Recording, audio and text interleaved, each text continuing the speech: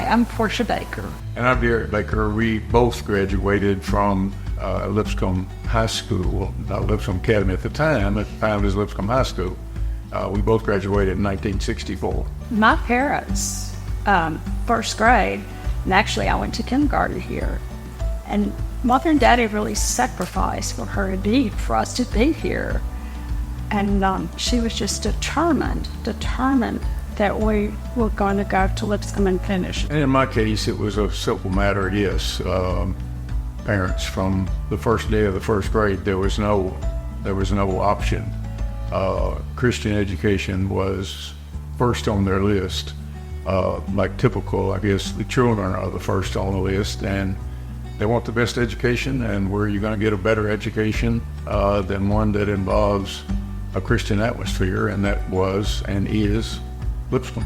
I mean, when you spend that much time with a school here, you're gonna develop a whole lot of memories. Some of my life, the entire trajectory was determined walking out of Harding Hall one day, probably in the 5th or 6th grade, and seeing my first Corvette that Pat Boone had just driven up in.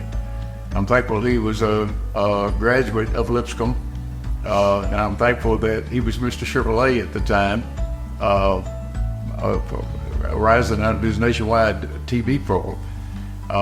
And I was introduced to Corvettes, and as a result, I've been a Corvette man all my life, and driving them on the street, driving them on the racetrack. I was just thinking when I walked in and we walked down the hallway, this was my first grade class. This was my second grade class. And then we crossed as we came in. And, you know, I know where, I know it. I know the bricks. I know the outside. I can remember the rooms. And we've got a granddaughter who does competition cheer. So proud of her. And a young granddaughter that's extremely good soccer player.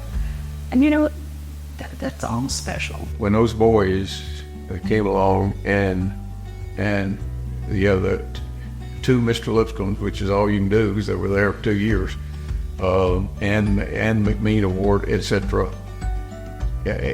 What did that mean? Well, you know, you're thrilled when, I guess among them there were 3 state championships, I guess, between football and lacrosse. It's just that the athletic awards are fabulous, but they just don't measure up to Mr. Lipscomb awards that reward most Christ-like character. Sure. Yes. Can't top that.